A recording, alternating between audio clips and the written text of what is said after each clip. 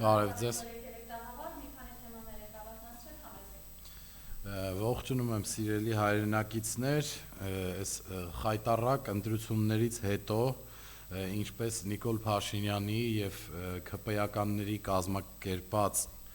ընտրություններն էին, այնպես էլ հետընտրական խուլիգանություններն են սահմանադրական դատարանի, բոլորս հետևում ենք սահմանադրական դատարանի այդ կուսակցությունների բողոքներին, այդ գործերի, հարցերի քննությանը,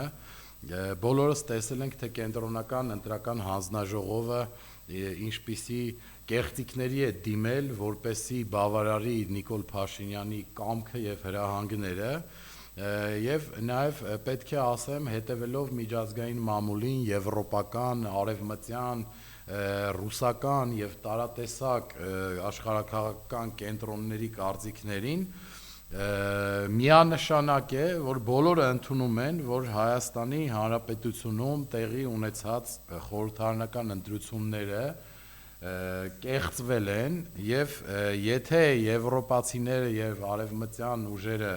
չեն ասում, որ կեղծվել է, ապա ակնարկում են, որ կան բաներ, որոնք նորմալ չեն։ Դա թողնում եմ ձեր բոլորի դատին։ Անցնենք առաջ,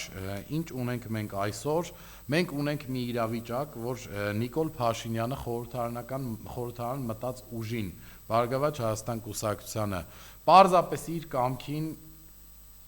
իր կամքի համաձայն դուրս է թողել խորհրդարանից։ Մենք տեսնում ենք սահմանադրական դատարանում Սեդա Սաֆարյանի հարցադրումները, այսինքն այդ երևույթը բացառապես կապ չունի սահմանադրական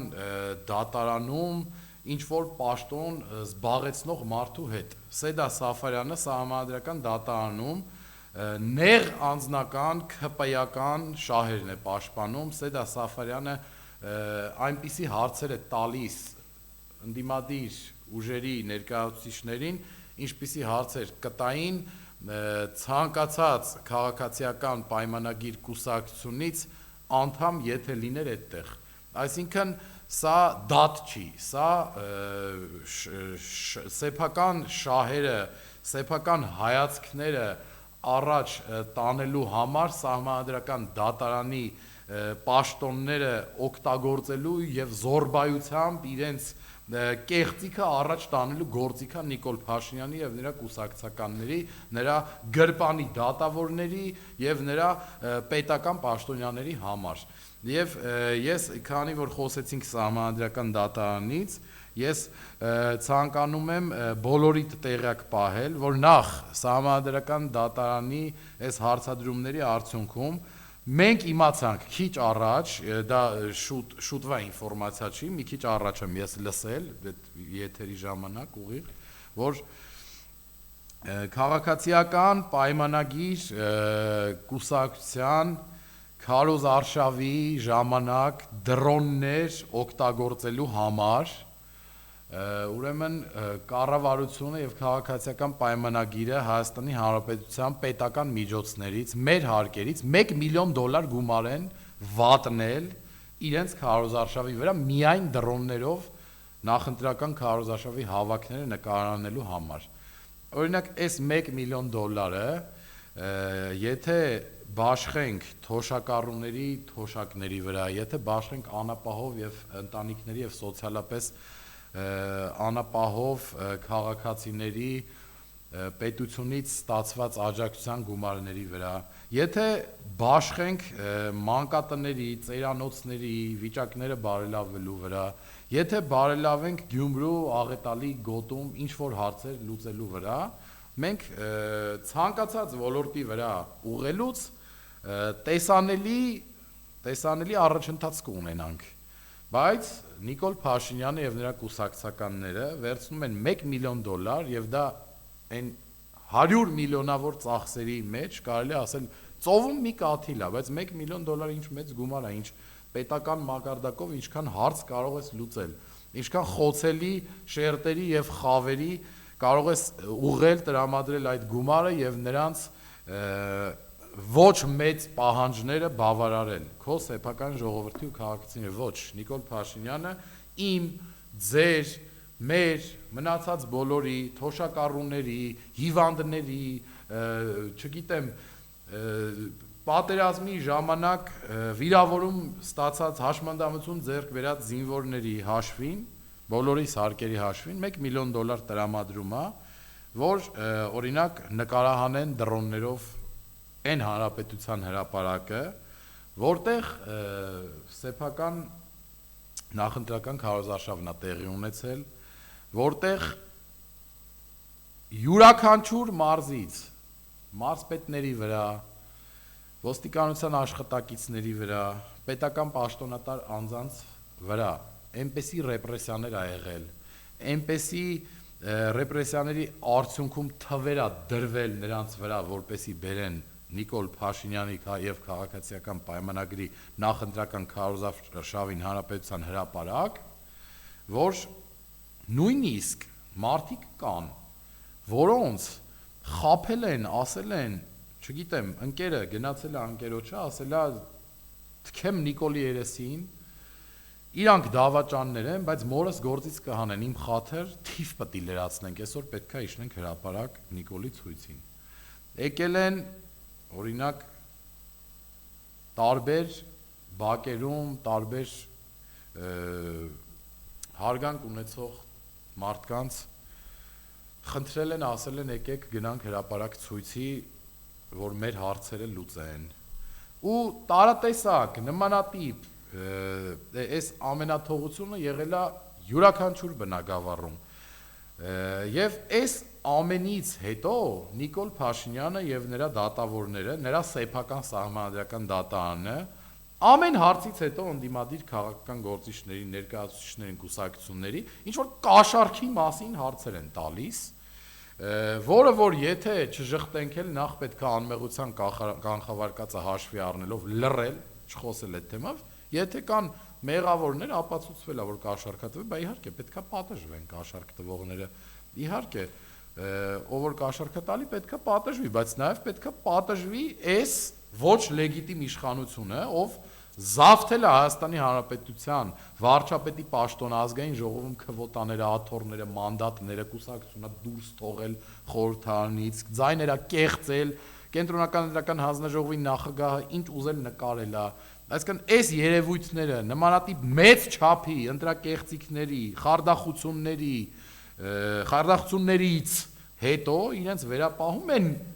Սահմանադրական դատարանում, որտեղ ընդդիմադիր քաղաքական ուժերի ներկայացրած բողոքներն ու հայցերն են քննվում, սեփական նեղ անձնական ԿՊ-ական շահ հանդիսացող հարցեր բարձրաձայնել եւ իրենց կարծիքով ընդդիմադիրներին գցել նեղ այդ հարցերով։ Դուք չեք կարծում, որ ձեր կուսակցությունից SSS անձինք կաշառք բաժանելու արդյունքում խոչընդոտել են Հայաստանի Հանրապետությունում ընտրությունների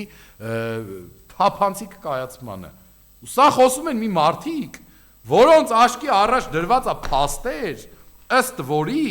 կան ընտրատեղամասեր, որտեղ օրինակ այս կամ այն ընդդիմադիր քաղաքական ուժը հավաքել է 180 ձայն, գրել են 1 ձայն, ասում է Վահագնը, այդ նախագահը, որ բան է, այդ 80-ը հետևի, բան է, մոռացել են գրել։ Հա ու չենք դատի այդ մարդկանց։ Չգիտեմ, ասում է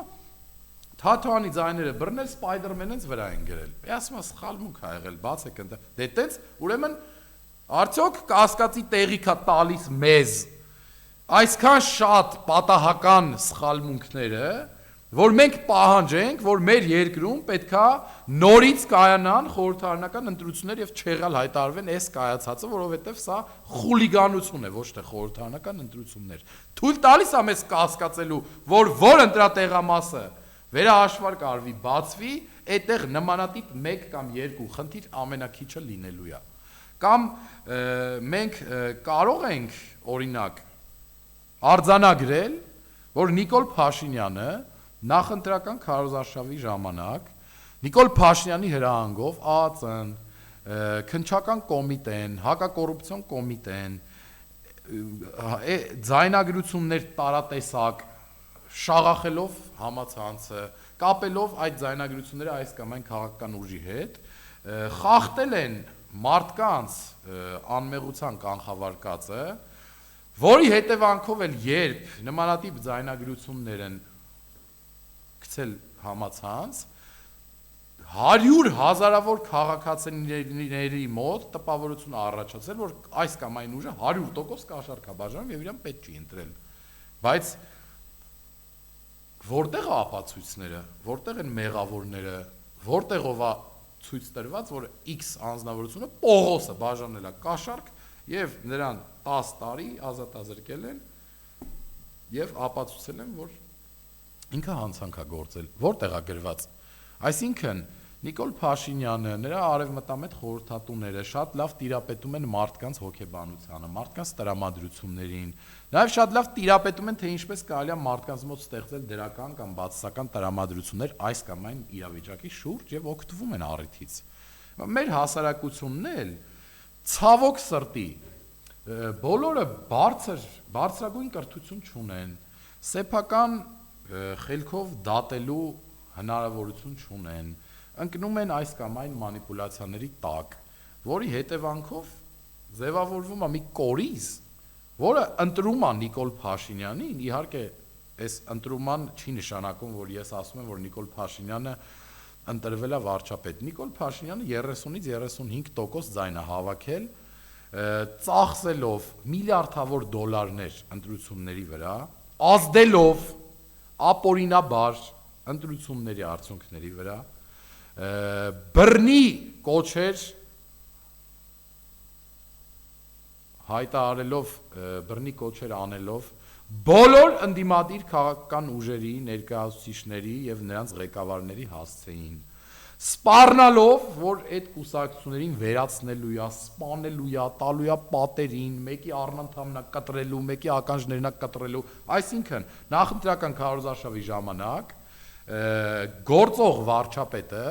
ով մասնակցում է նաև այս ընտրություններին, ուղիղ սպառնալիքի լեզվով է խոսում իր ընդդիմախոսների հետ եւ իր հետ չհամաձայնվող քաղաքական ուժերի հետ։ Սա երկու ընտրությունների վրա գործուն ազդեցություն, արդյունքների վրա ազդեցություն ունենալու փաստի մասին։ Հաջորդը մենք բոլորս տեսել ենք, որ ժամը 8-ից հետո բոլոր ընտրատեղամասերում զինվորներ են գնացել եւ սկսել են ընտրել։ Չորրորդը մենք տեսել ենք բազմաթիվ ընտրատեղամասեր, որտեղ քվեախցիկ մտել են 3-4 հոգի եւ ուղղորդել են այն 1-2 անձնավորությանը, թե ում պետք է ընտրեն։ Հինգերորդը մենք տեսել ենք, թե ինչպես են Նիկոլ Փաշինյանի քաղաքացիական պայմանագիր կուսակցության հանձնաժողովի անդամները ճղում համար 3-ի քվեաթերթիկները, Ռոբերտ Քոչարյանի քվեաթերթիկները, Բարգավաճ Հայաստան կուսակցության քվեաթերթիկները եւ վերջի վերջո մենք տեսել ենք, որ 21-րդ դարում իրեն ժողովրդավար հայտարարած իր կուրծքը ժողովրդավարության համար ծեծող Նիկոլ Փաշինյանը 60,000 քաղաքացիների ձայնի եւ ընտրության վրա թքած ունի 21-րդ դարում իր իսկ հրահանգով կենտրոնական ընտրական հանձնաժողովը շատ տգեղ ձևով, շատ տեսանելի խարդախությամբ Բարգավաճ Հայաստան կուսակցության ինչպես դուրս թողեց խորհրդարանական ուժ լինելու իր արդարացի հնարավորությունից։ Եվ այս ամենի մասին այսքան ծավալուն խոսելով, ես նաև ուզում եմ եւս մեկ ընտրակաշառքին բնորոշ կամ կաշառքին կոռուպցիային բնորոշ մի երևույթի մասին խոսել։ Ուրեմն մենք ստացել ենք ինֆորմացիա եւ այդ ինֆորմացիան փակ չի, արդեն համացանցում էլի ողողված է, որ հունիսի 1-ին այս ընտրություններից 6 օր առաջ Սահմանադրական դատարանի նախագահի, փոխնախագահի եւ 7 դատավորների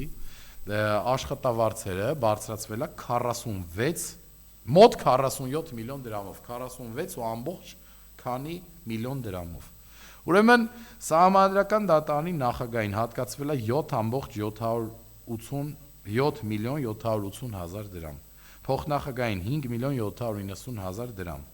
7 դատավորներին 33 միլիոն դրամ, ինչը համարժեք է, եթե բաժանում են 33 միլիոնը 7-ի, գծետը անում է ամեն մեկին 4.7 միլիոն, հա 4.7 անգամ 7 անում է 3.3 միլիոն։ 46 միլիոն դրամ, այս ինչա նշանակում։ Սա նշանակում է, որ Նիկոլ Փաշինյանը շատ լավ, նայեք, Սահմանադրական դատարանի դատավորի, փոխնախագահի եւ 7 դատավորների 47 միլիոն դրամով խրախուսել աշխատավարձերի բարձրացումը, նրանց այդ գումարը տալը խոսում այն մասին, որ Նիկոլ Փաշինյանը ընտրությունների գիշերը շատ լավ գիտեր, որ ինքը պարտվել է եւ լուրջ խնդիրներ ունի։ 1. Շատ լավ գիտերը որ նա ինքն է գծագիրը արել, որ կենտրոնական ընտրական հանձնաժողով պետք է անդիմադիր քաղաքական ուժերին եւ ուժին դուրս թողնել պայքարից, դուրս թողնել ազգային ժողովից, շատ լավ գիտեր, որ անդիմադիր ուժերը դիմելու են Սահմանադրական դատարան, որովհետեւ իրանք անդիմադիր քաղաքական ուժերը մի կողմից, եթե չեն ընդունում Սահմանադրական դատարանի որոշումները եւ այս ընտրությունները լեգիտիմ չեն համարում, էլ իրանց խին լսում, բայց ըստ ընթացակարգի, որ չդիմեն, դա կնշանակի, որ չեն շարժվում ըստ ընթացակարգի եւ չեն պահանջում արդարություն այս անարդար մթնոլորտում եւ իրավիճակում։ Ինչևից է, անցնենք առաջ։ Ինչա նշանակում սա, որ Նիկոլ Փաշինյանը շատ լավ հերթականությամբ իմացել է, որ ինքը պարտվելու է, որ ինքը պետքա կենտրոնական ընտրական հանձնաժողով կեղծի ընտրությունները, որ ինքը պետքա ամսի 1-ով բարձրացնի Սահմանադրական դատարանի նախագահի, փոխնախագահի եւ դատավորների աշխատավարձերը աստղաբաշխական թվերով, որպեսզի նրանք այսօր անդիմադիր քաղաքական ուժերի հայցերը քննելուց այդ գումարները արդեն ստացած լինեն եւ կայացնեն ոչ թե որոշում ըստ իրենց խղճի, ըստ Հայաստանի Հանրապետության Սահմանադրության, ճշտության, այլ ըստ այս ստացած գումարների։ Հիմա իմ այս փաստարկները արդյոք անտեղի են կապվում իրար հետ։ Իհարկե ոչ, միայն հիմարը չի հասկանա ինչա տեղի ունենում։ Եվ խոսելով այս քարոզարշավի ժամանակ Նիկոլի ռեպրեսիաներից, թաղի լավ տղերքի հարցեր լուծելուց, կաշառքներ բաժանելուց, բայց իրանց կաշառքների ձայնագրությունները դե բնականաբար համացանցում չպտտելուց, չգցելուց, դատավորներ կաշառելուց, բոլորին ռեպրեսիաների ենթարկելուց, 1000-ից ավել մեր ընդդիմադիր հայացքներ ունեցող մարդկանց տանել բերդերը գցելուց զատ ցանկանում եմ խոսել մի փոքր նաև մի քանի այլ թեմաներից, այսինքն ոչ թե ցանկանում եմ խոսել, այլ հիմնական խոսելիքս արդեն ասացի եւ հիմնական ճշգրտումները ըստ ինձ վերլուծությունները արեցի ձեզ համար, սիրելի ընկերներ, նախ ցանկանում եմ անդրադառնալ 3 չէ առաջի օրը Իսրայելի հայտարարության մասին, նրանց ղեկավարի հայտարարության մասին, ցեղասպանության հետ կապված, եւ իհարկե մենք բոլորս հասկանում ենք, որ Իսրայելը Թուրքիայի եւ Ադրբեջանի դեմ ինչ որ քայլեր անելու համար տարածաշրջանում այդ թրիփի Սյունիքի միջանցքում մասնաբաժին ունենալու համար, հայ ժողովրդի աչքին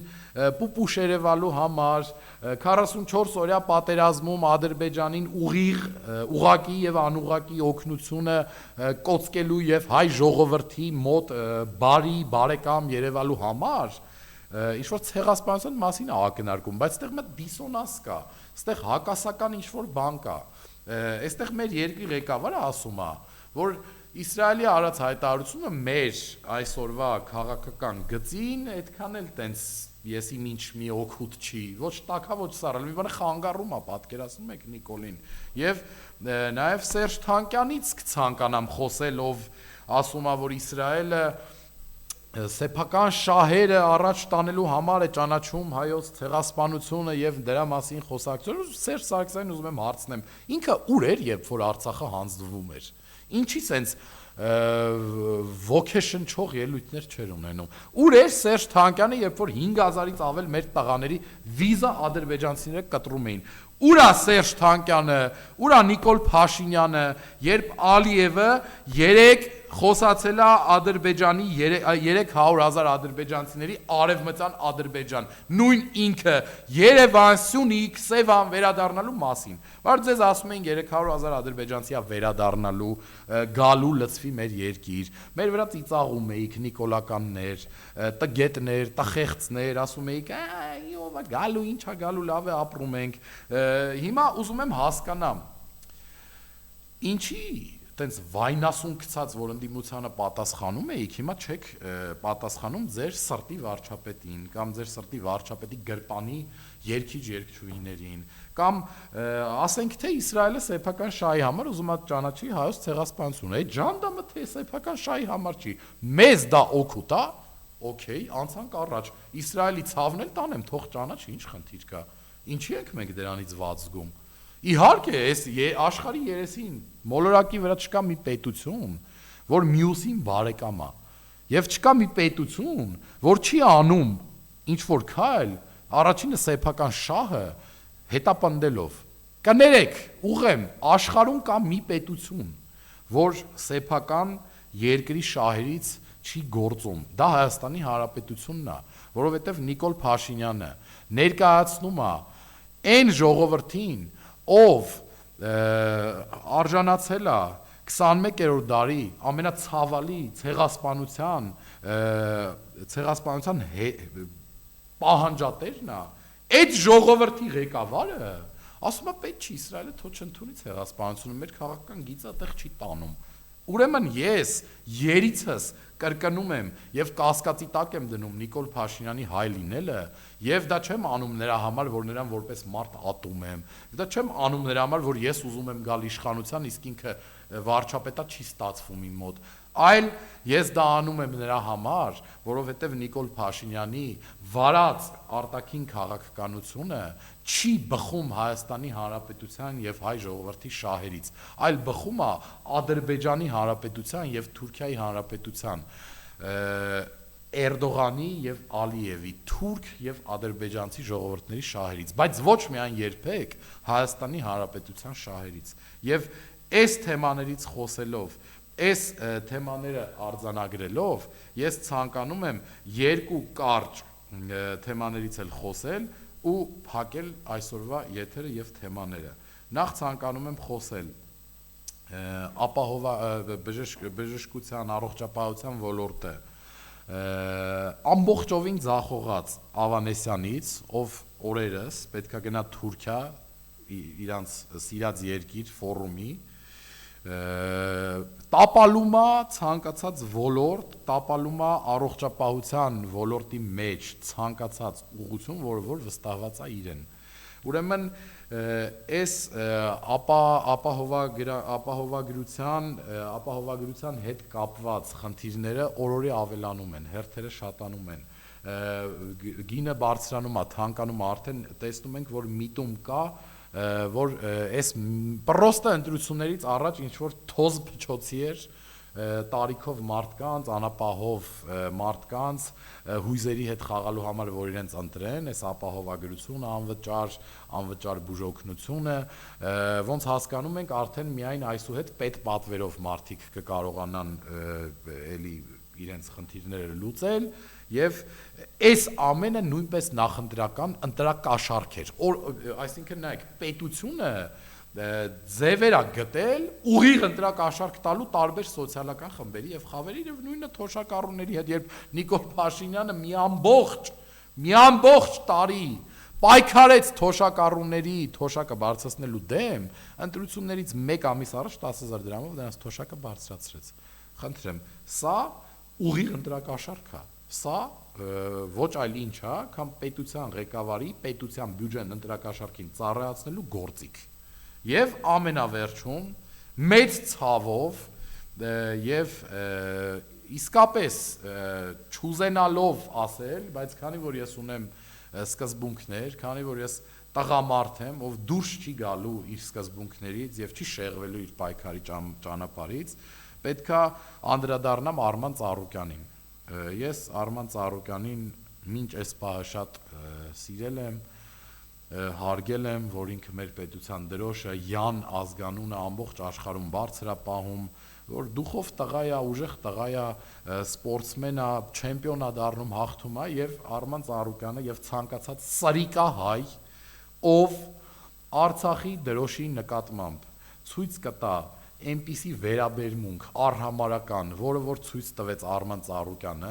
արժանանալու է իրական հայերի քննադատություններին։ Ես նայեք, ուրեմն Արման Ծառուկյանը միակ տղեն է, մարդն է,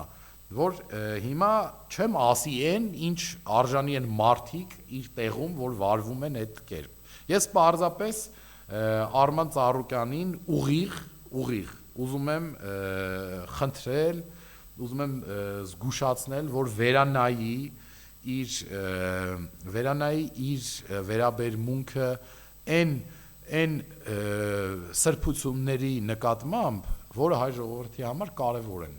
Ուրեմն Արցախը մեր հողն է, Արցախը մեզնից խլել են։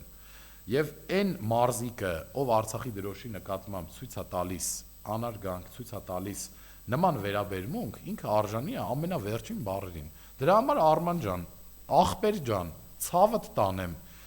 երբ Արցախի դրոշը տենց բրդում ես հետ, երբ Եվրոպաներից բլոգերներս բերում մեր հայրենիք, Նինա դրամա, բան, չգիտեմ, պատտում ես մեր երկրով, Նիկոլ Փաշինյանի կիսատ պռատ քարտեզներն ես կպցնում իրանց վրա, մի մոռացի, որ չեմպիոն լինելու հետ մեկտեղ, ախալքյալակցի լինելու հետ մեկտեղ, տենց Թասիբի հետ կապ ունենալու հետ մեկտեղ, դու մի քանի ամիս առաջ հորդորում էիր հայ ժողովրդին, քո հետևորդներին եւ գնալ ընտրել Սամվել Կարապետյանին, կարող է ուղիղ չէ, բայց ասել ես։ Ուրեմն տղես սկզբունք կունենա, կամ էս մի կողմը կամ այն մի կողմը, լողացող, հետև մտնող, էս իրավիճակում էս ասող, այն իրավիճակում այն ասող մարդիկ, ուզում է լինեն աշխարհի չեմպիոն, ուզում է լինեն Ֆորմուլա 1-ի չեմպիոն, ուզում է լինեն սեղանի թենիսի չեմպիոն, ուզում է ունենան միլիարդավոր դոլարներ, արժանանալու են մեր արդարացի քննադատությանը։ Դրա համար ես խնդրում եմ քեզ այլևս նման բաներ մի արա, ես գիտեմ, որ դու հայրենասեր տղա ես, լավ տղա ես, պետք չի, որ քո հայրենասիրությունը, քո մեր ժողովրդին այսքան ուրախացնելը մի ինչ որ մի դավաճանին գցնելու համար կամ նրա զակազները կատարելու համար կամ գումարի դիմաց կատարելու համար գցես քո անունն ու պատիվը։ Շնորհակալ եմ, այսօր այս թեմաներն էի առանձնացրել, խնդրում եմ բաժանորդագրվեք Հայլի YouTube-յան էջին, Facebook-յան էջին, TikTok-յան էջին, բաժանորդագրվեք Աշոտ Անդրեասյանի Facebook-յան եւ TikTok-յան էջին, YouTube-յան էջին եւ տարածեք մեր հաղորդումները, որպեսզի բոլորը լսեն մեր վերլուծությունները, բոլորը լսեն այն փաստերը, որոնցով որ մենք մերկացնում ենք Նիկոլ Փաշինյանի դեմքը, նրա հանցագործությունները, խուլիգանությունները եւ հայ ազգի նկատմամբ դավաճանությունները։ Շնորհակալ եմ ուշադրության համար, կհանդիպենք։